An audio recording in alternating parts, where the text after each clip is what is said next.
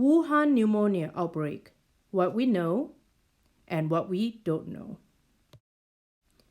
The US will start screening at 3 airports for passengers with the mysterious new virus originating in Wuhan, China, that caused 2 deaths and dozens of people to fall sick with the pneumonia.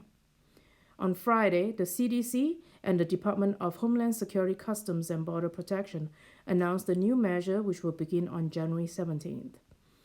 Travelers from Wuhan to 3 U.S. airports, SFO, JFK, LAX, will be screened for symptoms such as cough and fever.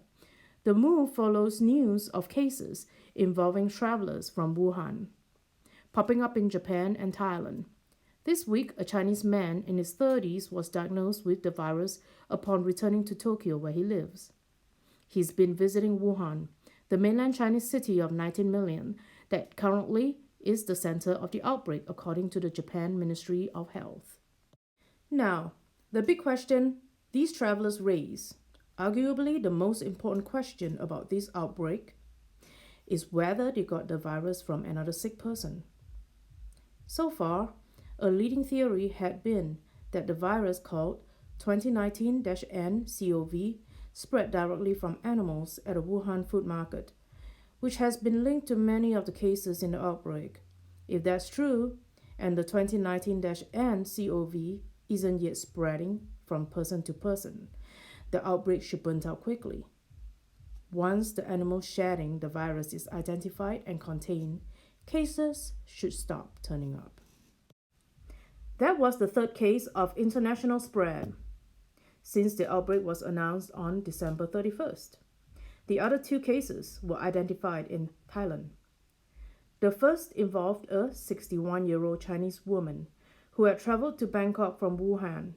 She came down with a fever on January 5th, days before Chinese officials announced their finding that the outbreak is likely caused by a new coronavirus of the same family of viruses such as SARS, SARS.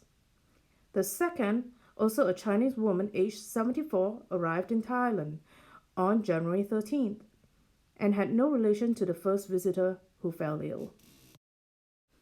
But at least 2 of the 3 travelers never visited the market. Wuhan officials have also reported evidence of a virus spreading within one family. A husband who worked at the market got sick, followed by his wife, who hadn't visited the market.